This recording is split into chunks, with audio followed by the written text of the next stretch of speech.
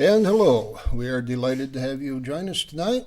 This is the Speakers and Leader Hour, which we talk about things Toastmaster and parliamentarian. Dave Wilkins would typically be standing here doing the hosting duties, but he's having some health issues right now, so we will carry on as best we can without him. Let me introduce you to the rest of us. To my immediate right, your left, is Linda Demorest, and beyond her is Patricia Knaebe. You'll have to take my word for it, but I would not lie about that. Patricia Knaebe is the Division B governor for a few more weeks and belongs to several clubs, including the Anthony Wayne and Red Cross and the Advanced Speakers and Leaders. There the lovely ladies are. I'm not actually the thorn between the roses, but anyway, you get the picture. Linda Demorest is a member of the Bear Field Club, and she's a fairly long-term member, and she'll be speaking tonight. In fact, all three of us will be speaking tonight. So we are delighted to be here, and we appreciate the access opportunity that we have here in Fort Wayne. I think without further ado, I will give my little speech. I'll even introduce myself. I'm Tom Haller, the outgoing Area 24 governor, and I'm working from a speech manual, an advanced speech manual called storytelling. So I'm going to tell you a story which I hope to be a touching story.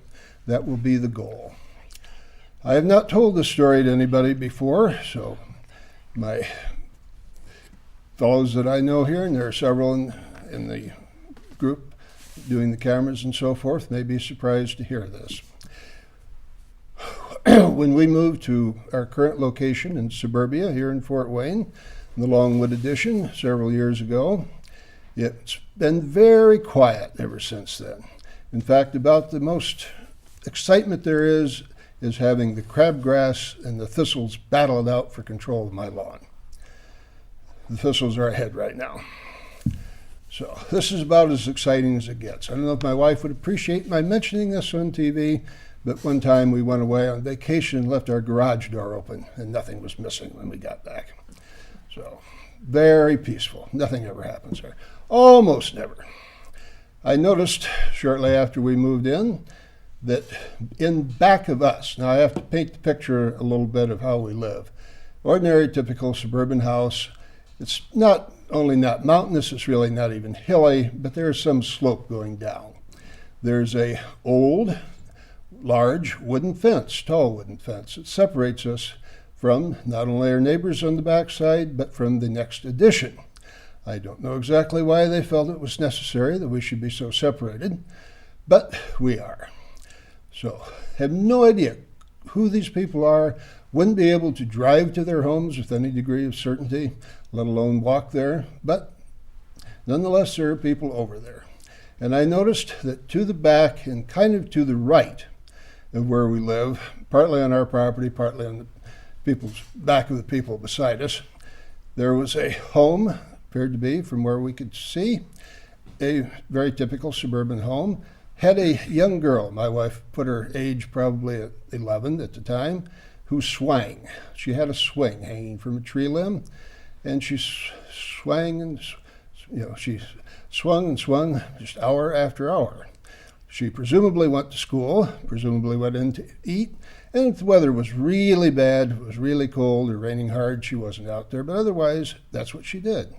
I take it she didn't watch TV, she didn't spend her time on the internet, she was out there swinging. I said to my wife, "This is a little odd, don't you think there's a problem here? Something's wrong?"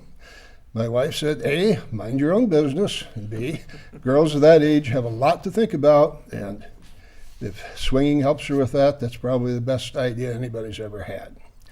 So we left it go at that. For some time, the swinging continued. One day I was out working in the yard. Amazingly enough, I wasn't making that much noise. Didn't have the lawnmower going or drill.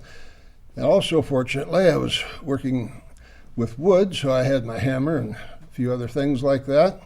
All of a sudden, the swinging stopped and there was a scream. And I went over there to this fence, which is big and tall, but it's in pretty bad shape. I looked through and I could see the girl was laying there, and I called to her and I didn't get any response. So I went through the fence. In some ways it was a little annoying, but probably on the whole a very good thing that this fence is not that tight. With my hammer, I very quickly made a hole wide enough to get through. A lot bigger hole than these ladies would have needed, but nonetheless, we did what was necessary. Went up to the girl, no response of any kind. Went up to the house, there was apparently nobody there.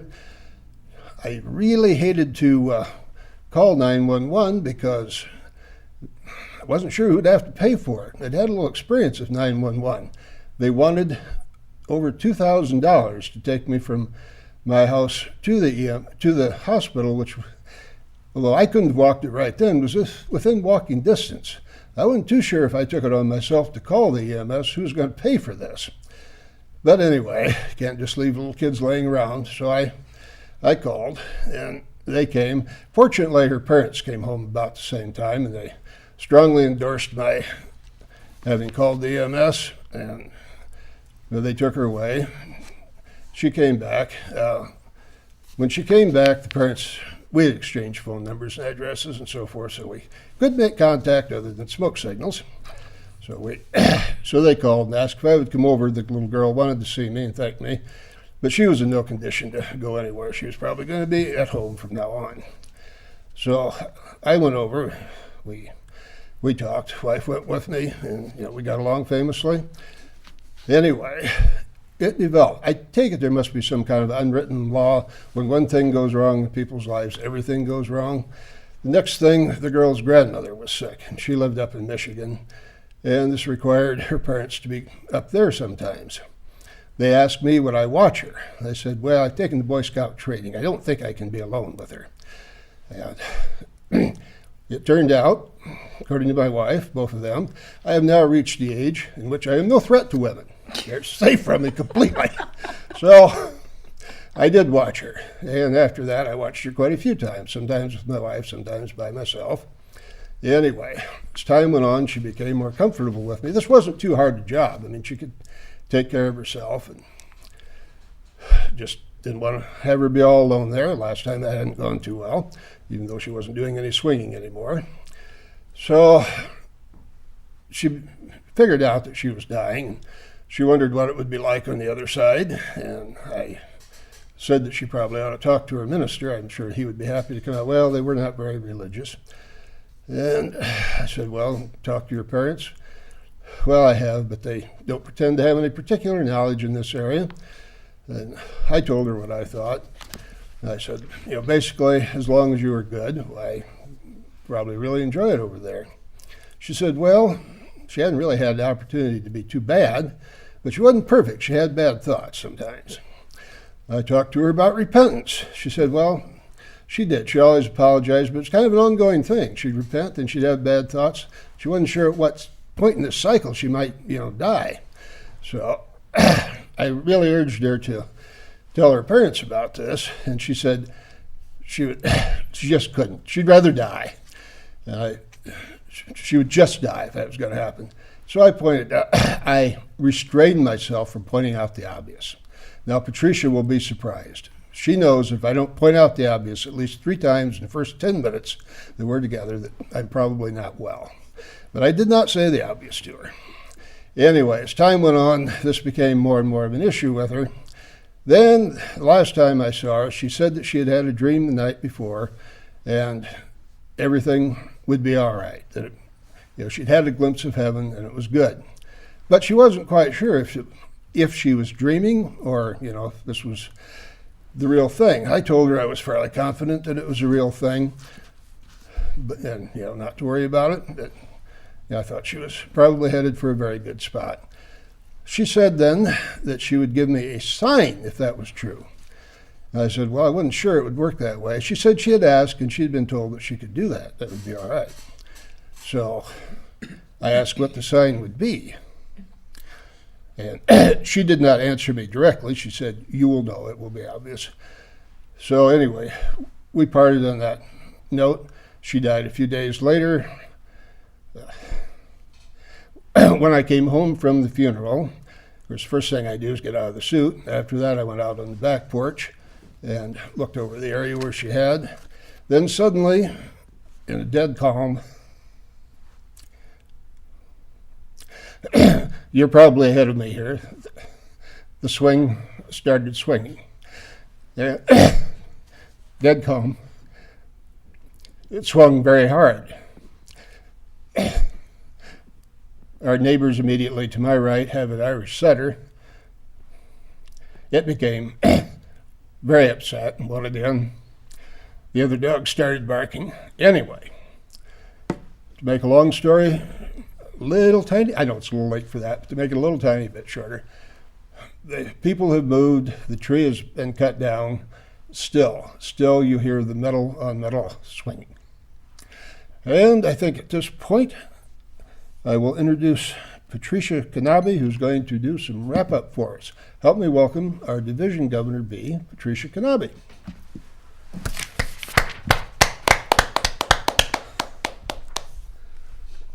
Thank you, Tom.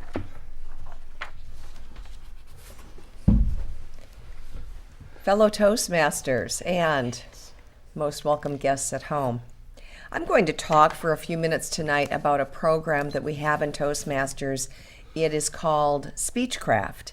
And Speechcraft is a program where we as Toastmasters can introduce non-Toastmasters to what we do in our club meetings. Speechcraft is a series of sessions that can be as short as 4 weeks in duration or as long as 8 weeks in duration. Now, if you plan a Speechcraft, if your club wants to plan a Speechcraft, the 4-week sessions are 2 hours in length, whereas the 8-week sessions are 1 hour in length. You can also choose to have a 6-week session, and those sessions last an hour and a half in length. Our Division B membership team decided to hold a Speechcraft this last year.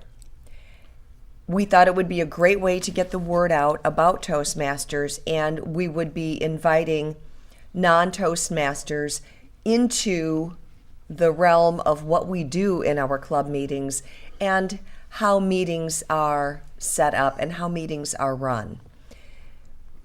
One of our wonderful membership team members, by the name of Marty Stern, volunteered to call the Fort Wayne Community School System and make a connection with them for us to put on a Speechcraft event through their continuing education program. He made the connection. We set the dates. Speechcraft happened. Now, between the fact that we made the connection and we set the dates and Speechcraft happened, there had to be a little bit of work that went on to make sure that the Speechcraft event took place in a rather smooth operation. And that's what I would like to talk about tonight is about how we made the transition from saying, all right, let's put on a show, let's put on a Speechcraft, to the point where we had a successful Speechcraft event. I'm going to back up just a moment. The Speechcraft event was primarily developed by Toastmasters for those clubs that are struggling for members. But the catch-22 with a Speechcraft is you have to have a lot of people help you put the program together. And many times, struggling clubs don't have the club membership or the active members in their club, enough of them to help put on a successful Speechcraft. So membership team stepped up to the plate. The first thing I did after Marty set the dates, or after we set the dates, the first thing I did was I reached out to all of the clubs in Division B, and we have 15 clubs in Division B. I reached out to all of the club presidents and asked for volunteers to assist with the Speechcraft. Now, I don't know when the last time was that a Speechcraft was put on in Division B, but it's been a few years. And most people responded with, I've heard of Speechcraft, what is it? So with a little bit of explanation, we put together a team of volunteers, and I am proud to say that a number of the clubs in Division B were represented for the Speechcraft event. We had members from the Anthony Wayne Toastmasters Club. We had members from Bearfield. We had members from the Smoky Montgomery Club. We had members from the American Red Cross Club. And we had members from Advanced Speakers and Leaders Club. And lastly, two more, I missed two, Summit City Club and the Wall Street Speakeasy Club. So about half of the clubs in Division B had volunteers step up to the plate and say, yes, I will be able to help with at least one of your Speechcraft sessions. Then what had to be done was planning the sessions.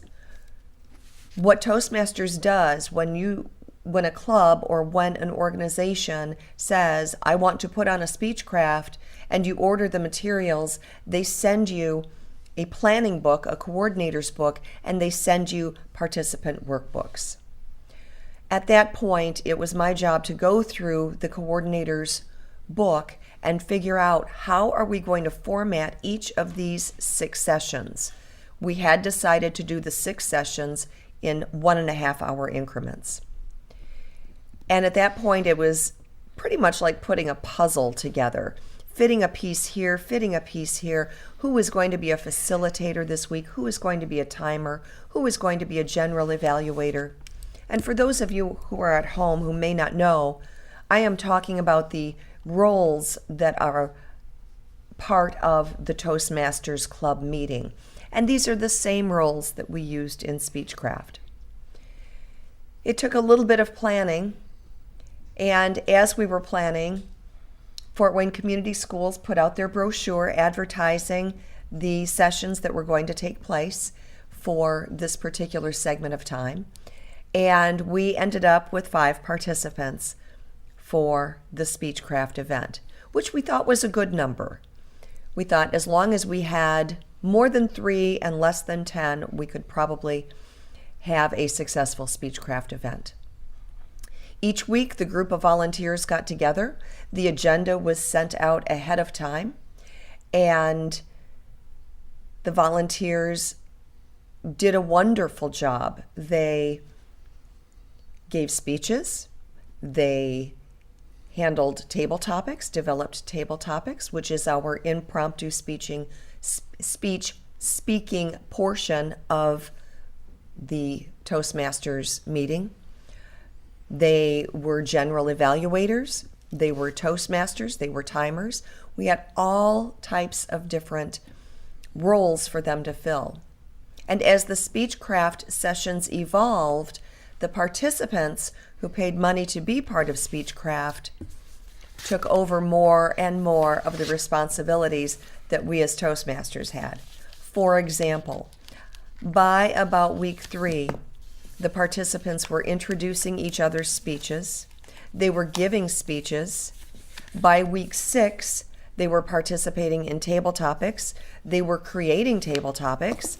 They were timing and evaluating each other's speeches. So in 6 weeks, we had 5 participants work through a number of different speeches, a number of different projects, and learn what it's like to be a Toastmaster. I would say some of the drawbacks that we had to doing this, first of all, it was the first time we had done it. So there was a pretty steep learning curve. And that was a little bit challenging, making sure that all the puzzle pieces fit together, make sure that all of the facilitators were going to show up on the nights that they said they were going to show up and do the job that they said they were going to do. So a lot of emails went back and forth, some phone calls were made, a lot of planning went into this particular event. It worked out beautifully. We had 5 participants who became acclimated to what Toastmasters is.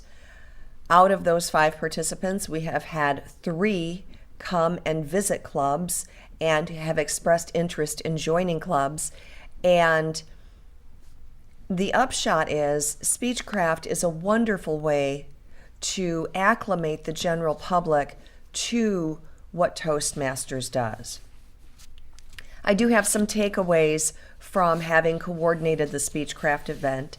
First of all, the biggest takeaway is I could not have done it. I could not have coordinated it without the help of all of the volunteers, starting with Marty Stern, who made that initial phone call and made that initial contact to the Fort Wayne Community School Systems. Another takeaway I got from it is the fact that we need to plan Speechcraft early. And the earlier we can plan a Speechcraft event, the more tightly it's coordinated, the better it runs, and the more efficiently it runs. The last thing, and this is not a takeaway, those were my two big takeaways.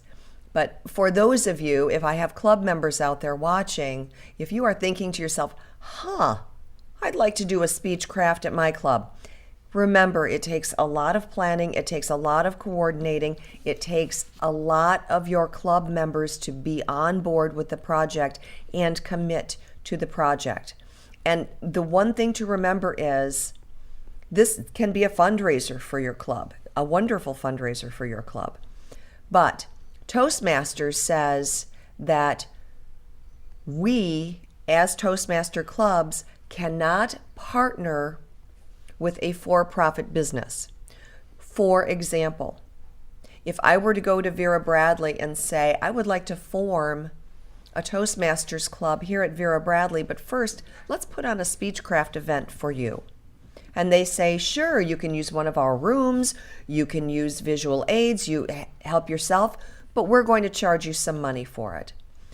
At that point, we as Toastmasters would have to back out because we are not allowed to align this particular project with for-profit organizations. However, Fort Wayne Community Schools is a non-for-profit organization. Therefore, it was very easy for us to develop a partnership with them and align ourselves with them. We made a little bit of money, they made a little bit of money. We both won in that situation. And the exciting news is the Division B membership team is once again going to host a Speechcraft event starting at the end of September. Thanks again to Marty Stern, who contacted Fort Wayne Community School Systems and said, let's do it again. We had so much fun the first time, and we had a great response the first time. We're going to do this again. And it looks like it's going to be at least an annual event or a semi-annual event. And I am very excited about the prospect that Division B has stepped up and taken a fairly difficult program that Toastmasters has put into place and created a very comfortable setting for participants from the general public to get acclimated to Toastmasters and to learn about Toastmasters. And I'm going to return to control to Tom Haller. All right, thank you very much, Patricia. That was very nice, and she did, as is her way, did understate the amount of time and effort that she personally put into that. In some ways, it's more difficult to do it on a division level than a club level, because you have to bring people in. If you do it on a club level, presumably it would just be done the night of the club meeting and people would be there anyway. So there were lots of contacting of a lot of different people to accomplish that. All right. We have just a little time. I think we will have our speeches evaluated now. Linda, would you be prepared to evaluate my speech? Mm-hmm. Yes. I need to come up there? Either way. I'd probably, either way, whatever's comfortable for you. I'm not a soft speaker. It'll probably pick me up. Okay. Your speech was from the storytelling book on the touching story, and you called it The Girl and the Swing. They ask, what emotions did you feel? How did the speech use dialogue? Which you didn't use dialogue, instead you used actions. A little bit of dialogue might have helped. but it wants to know what emotions that I feel. First of all, there was questioning or anticipation. Where's he going with this? There's a girl in a swing. Big deal. Then there was sorrow, and then there was wonder. You used contrast, the thorns versus the weeds in your, quote, perfect yard. The wood fence, but it was a rotting fence. The quiet girl swinging, but she was dying. Did it have the basic elements of a setting, characters, plot, conflict, and action? And if not, were there any missing?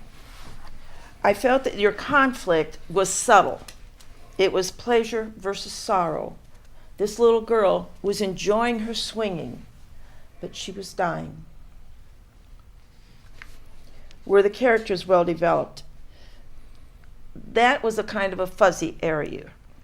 We knew that she was young, and we knew that she was quiet. And we're looking at you, so we can figure that out. How was the story developed, and was the point of the story clear? From meeting the child to helping the child, and then finding she was dying. Her after-death response through the swinging swing. I think through it all, and you didn't mention this, but what I felt was that you had developed a care for this child. The two of you developed a relationship. You didn't tell us how long of a time period this covered, but with you helping to take care of her and everything, knowing you, Tom, I'm sure that there was a relationship that developed there. And the point that brought that forth to us was her wanting you to know that she was happy when she died, that she was happy where she was, and that she was going to send a signal back to you, this swinging swing. Was it a powerful climax? I don't know for sure how you would define powerful. If you want to go, boom, one that hits you in the face. No, it wasn't that type of a climax, but it was powerful because of the emotional response that it brought.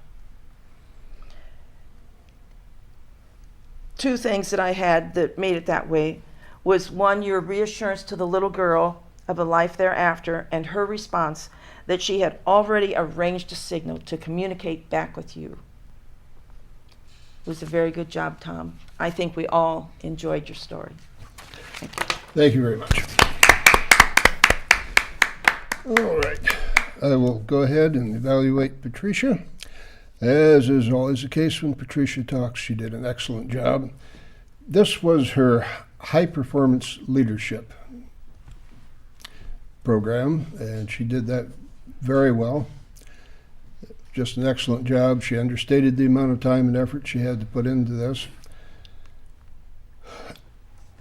It says, it's kind of interesting. Last time I did this, I did the same thing. I didn't really say how I grew, but that seems to be a part of it. She didn't really say that either.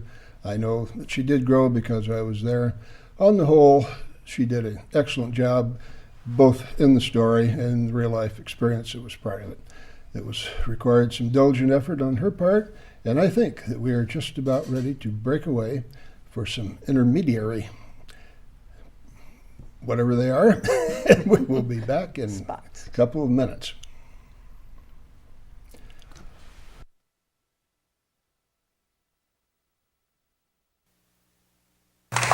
Thank you very much. And now for our next speaker, Stanley Glitchner.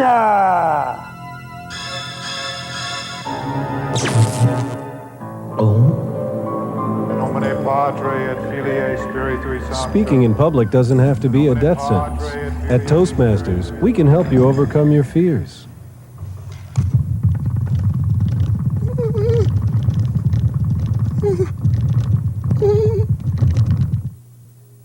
I'd like to begin tonight with a little joke. This guy, he's a farmer, and he says, "Hey, hello, sorry. But seriously, folks, Speaking in public is no joke. doctor says, chicken says, For help, call Toastmasters, the public speaking support group. the chicken. All the education in the world won't help you get ahead in life if you can't express your ideas effectively. Every day, competition for advancement gets tougher and tougher. You need an edge.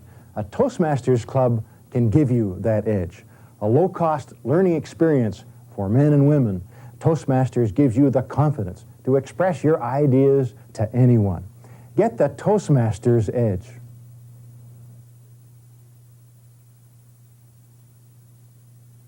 What future do you envision for yourself? What dreams do you have?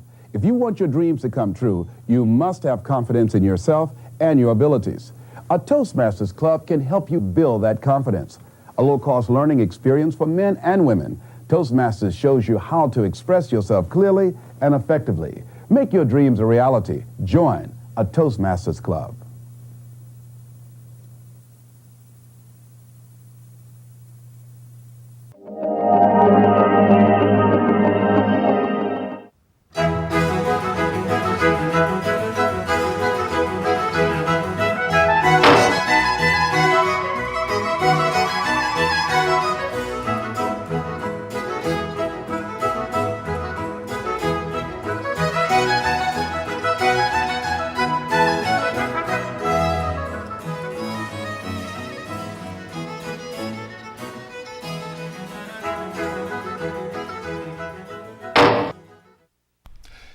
Hello there, and welcome back to the Speakers and Leaders Hour. We are now moving directly into the talk by Linda Demorest. She's been a Toastmaster for over 4 years. During that time, she has served her club as president twice. I mean, half the time she's been there, she's been president. And vice president of public relations. She has earned her Competent Leader Award. We have 2 tracks in Toastmasters. One is the speaking track, and one is the leadership tract. And so this is very good that she's earned the Competent Leader Award. She's working on her Advanced Communicator Gold, which means she's come a long ways in 4 years. It's quite possible, but it's not easy to do. Tonight she's doing Project 2 from Communicating on Television. That's one very nice thing about this program. You don't have to fake it. We're here. This is the talk show. And she will be playing the guest, and I will be playing the host, because I am the host and she is the guest. See, it works out nicely that way. Okay. Help me welcome Linda Demorest. Thank you, Tom. Well, now that we have you here, why don't you give us a little bit of your history? Well, I've been a wife now for 46 years. I have 4 grown sons who have beautiful wives, and I have 6 grandchildren. I've held multiple jobs over the years, short-term ones so that I could be a stay-at-home mom mostly, but just something to help supplement our income once in a while. Along with that, my husband's an over-the-road truck driver, so I have gotten to see some country when I was able to travel with him, which was nice. All right. 46 years of marriage. Well, that's quite an accomplishment in this day and age. It will make it harder to convince people that you're only 39. But so what exactly is your current situation? Well, contrary to what you think, I am not 39. I am 66 and my husband is 69. But we would like to slow down and be able to do some traveling and get out of this job that we are each stuck in right now. So we're having to redefine ourselves. And we have gifts that we feel God has given us that we would like to develop, that we haven't been able to because of various situations in our lives with our parents and some other things. Okay. So your truck driving husband wants to go on these long vacations? Sounds like a busman's holiday to me. But the difference would be he would be with you, so that would make it all right. So what kind of talents do you view yourself as having? Well, Jerry went to school to IPFW for commercial art, and he does airbrushing. He's done some beautiful paintings, and he's got an eye for photography. I took some writing classes at Taylor University when they were here, and I would like to pursue that, turn that into a source of income. Well, very nice. Just exactly how does Toastmasters fit into this? Well, I've always enjoyed speaking. In fact, I kind of inherited that talent. If you can tell, I like to talk anyhow, because my mom was from a musical family, and they did some traveling, and then as she got older, she performed with her sisters for some nursing homes. But I just felt that I needed some shaping to my speaking. For instance, how do I properly organize a speech? What are some tips for making an entertaining speech? Where do I get resources for a speech? When do I use vocal variation? And what do I do with my hands? Okay. Go ahead. So I decided also that I don't take criticism well, not at all. So I needed a safe environment where I could practice speaking without being cut down. A coworker, when I was working at Kitty Hawk Cargo, suggested Toastmasters to me. So I thought, well, I'll check it out. And I did, and I've been there now, as you said, for 4 years. I love it. We're a small club, but the people are caring and friendly. The thing with Toastmasters is instead of criticism, we evaluate, just like I just did with you and you did with Patricia.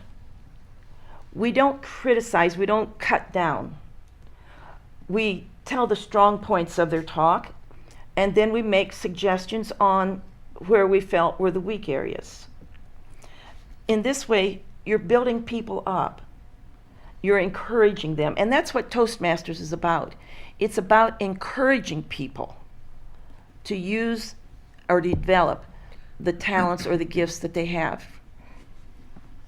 Okay, very interesting. We certainly applaud your interest in Toastmasters. Now, I am slightly confused because you didn't say anything about becoming a public speaker, though you could probably do that if you wanted. You said you wanted to be a writer. How do you combine the two? Well, a lot of my speeches from Toastmasters have turned into articles, and then vice versa. Some of my articles have turned into speeches for Toastmasters. Plus, I'm involved with some local groups that I have written articles for that I know could be developed into speeches promoting these groups. And I have a quiet, lengthier goal that I would like to pursue, which I know would result in my having to give talks with people.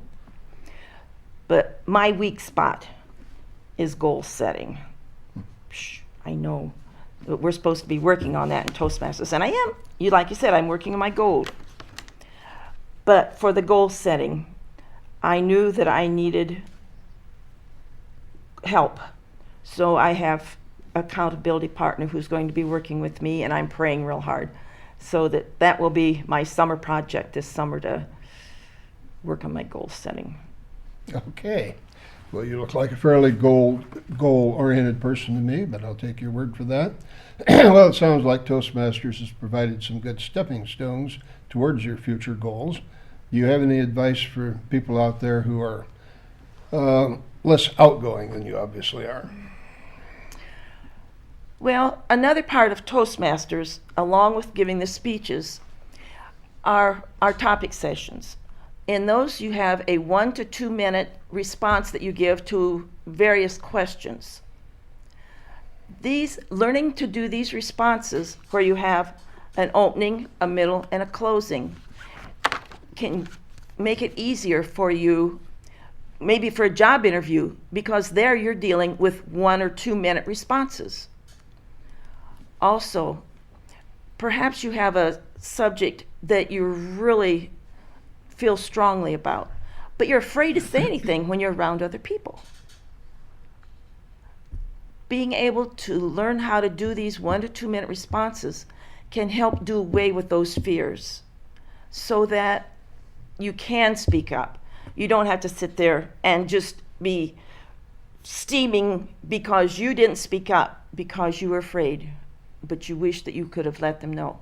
Something else, Tom, that really surprised me, we have a couple of business managers from large corporations in our club. And people think, they're already moving up the ladder. Why do they need Toastmasters?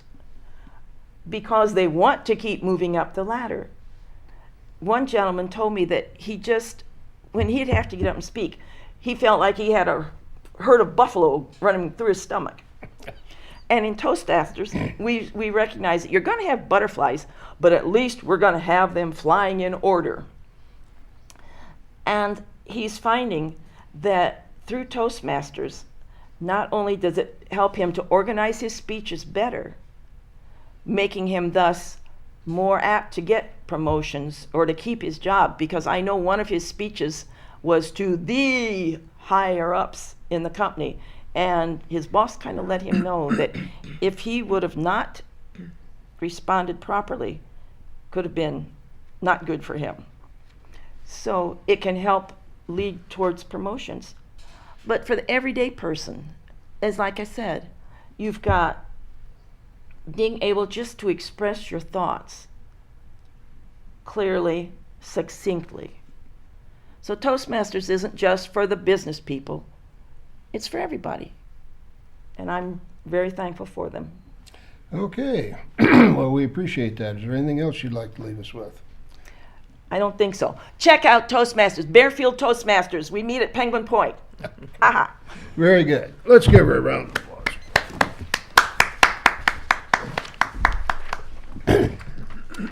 Now, as we watch the comedy act, as I stand up, move over here. We have been very neglectful the last couple of months on the parliamentary procedure part of our program. So we're going to have a little parliamentary procedure talk now. You probably, to the very limited extent that you ever think about parliamentary procedure or parliamentarians, consider them kind of dry, kind of just very calm, very organized, do things by the book in every step of the way. But I'm here to tell you, and by and large that is very true. We aim for that. There are occasions in which it is okay in a properly run meeting to just stand up and speak your piece, even when somebody else would seem to have the floor. Didn't know that. Yeah, I'm getting some gasps and surprises up here. All right, the one that you are probably most familiar with is the seconding a motion. Once someone has made a motion to proceed, you typically need a second. So, doesn't matter who makes the second. Several people at once may speak. Don't need to sort it out or anything. But without invitation, you just stand up and say, I second that motion. So I think most of us who've ever been to a meeting are familiar with that. The second most common one would probably be division, which is short for division of the House. That means that there was a voice vote taken, and whoever said division didn't agree with the stated outcome of it. Voice votes can be very difficult, particularly in a large group. One reason, one reason is that no is a much stronger word.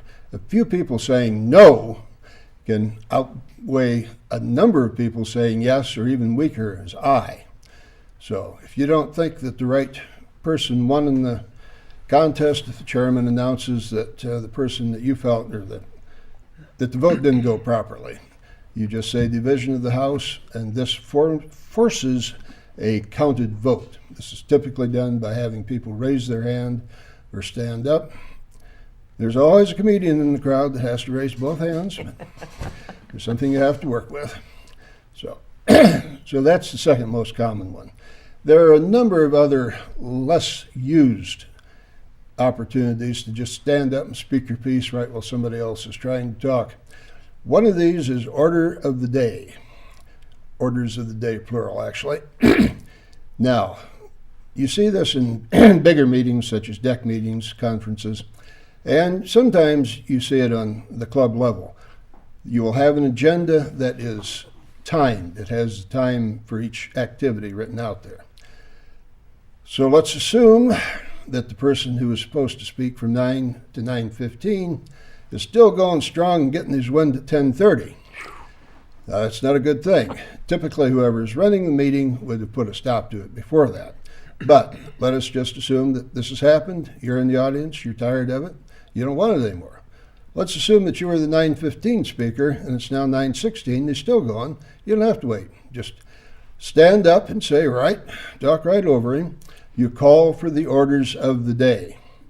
The orders of the day are the timed agenda, which has to be approved. If they've skipped the step of approving the agenda, then you're out of luck. But if they've approved the timed agenda, that is basically a promise to keep to the schedule. When a person does this, when they call for orders of the day, they're saying get back on schedule. The presiding officer then has a choice. He can perfectly legitimately say, we're going to skip to the person who should be speaking now, and anybody in between that got left out, sorry, tough luck, and do that. Or he may say, well, it's unfortunate, but this is really important. I think we really need to continue. He can then call for a vote. Since people's rights are being taken away, you have the right to have the meeting be on time. It requires a 2/3, and I often say majority, but it requires a 2/3 vote to override this request for orders of the day. If you can actually get 2/3 of the audience to agree to prolong the meeting, then you can do that. Good luck with that. There are several other times in which you can interrupt. Most any time there's something of great, the concept is there something of great urgency? Is there something that needs to be handled now? You can call a point of order. You can call for a parliamentary query, which means you're asking, is it, you're not sure it's wrong, but you're kind of suspicious and you really would like to know. So you ask, are we sure this is right? Now, sometimes this is used incorrectly. It's hard to control. They're really not questioning it. They're saying in kind of a subtle way, you've screwed up. Don't you think you've screwed up? But at any rate, if it's an emergency situation, you can, another thing you probably, unless you're really into a lot of meetings, probably wouldn't come across would be someone who wants to resign or quit his job, as part of that organization. He can just stand up and say, basically, I'm out of here. There are a number of occasions when we calm, sedate parliamentarians just stand up and mouth off, even when it would appear to be somebody else's turn. It might be worth your while to come and visit us at our parliamentary club just to find out more about this. We meet right here at the public library, from which we're transmitting in the Globe Room usually, every third Monday evening at 6:30. We would be delighted to have you. Now, I believe we are going to talk about the Distinguished Club Program. I'm going to turn the leadership of that talk over to Patricia. What would you like to tell us about the Distinguished Club Program? Why is it important? Why should a club do it? Why should anybody care? Thank you, Tom. Before the TV show, Tom said to me, I think we're going to wrap up with talking about the Distinguished Club Program. And I said, okay, not realizing that it was going to be on my shoulders to talk about the Distinguished Club Program.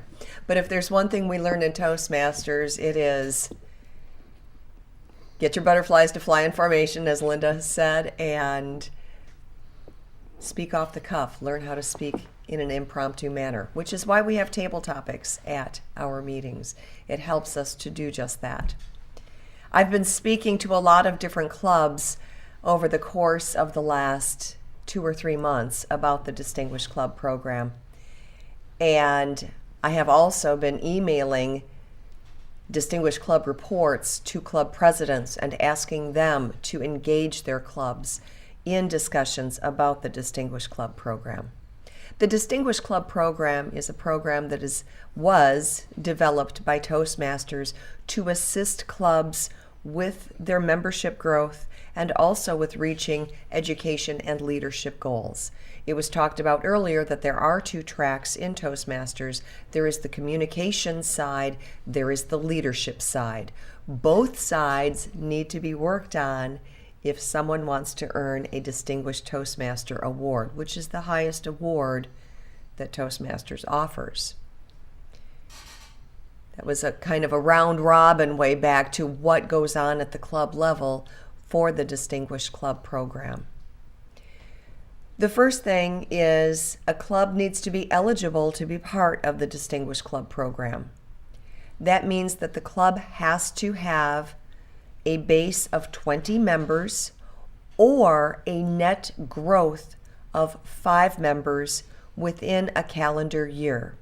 The Toastmasters calendar year goes from July 1st, in this case July 1st, 2014, through June 30th, 2015. So we start in the middle of the year and we go through the first half of the following year, and that comprises our 12 months. In that 12 months, if you have 20 members in your club or a net gain of 5 members, you are eligible to be a distinguished club. From there are 10 goals that need to be met in order to be the highest ranking, which is President's Distinguished. But if you meet 5 of those 10 goals and maintain your membership base of 20 members or that net gain of 5 members, you are then a distinguished club. If you meet 7 of the 10 goals, you are a select distinguished club. And if you are one of the lucky few clubs to meet 9 or 10 of the 10 goals, you are President's Distinguished. And Division B is very lucky to have in its midst a club that is consistently Select or President's Distinguished. And we have some of those people with us today from that club. Tom Haller is a member of that club. Our camera people are members of that club. And as of last Thursday, I became a member of that club as well. It is the Anthony Wayne Toastmasters Club. They are currently President's Distinguished because they have an active roster of 23 or 24 members, if I'm not mistaken, and they have met 26 members. Tom just corrected me on that. Thank you, Tom. 26 members and count, but who's counting, right? Who's counting? And they have met 9 of the 10 goals. And I think you are, 3 new members away?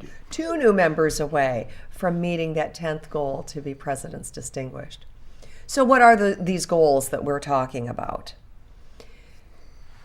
Some of the goals have to do with the Competent Communicator Manual and the Competent Leader Manual. If you have 2 competent communicators in your club, you meet 1 goal. If you have another competent communicator, you meet another goal. If you have a competent leader, you meet another goal. If you have members who have moved on from those manuals and are working out of advanced manuals, as you saw tonight with both Tom and Linda, you meet further goals. You can meet an advanced communicator bronze or an advanced leader bronze. As you go through the goals, you start adding to what you have done, and once you have met that goal can't be taken away from you.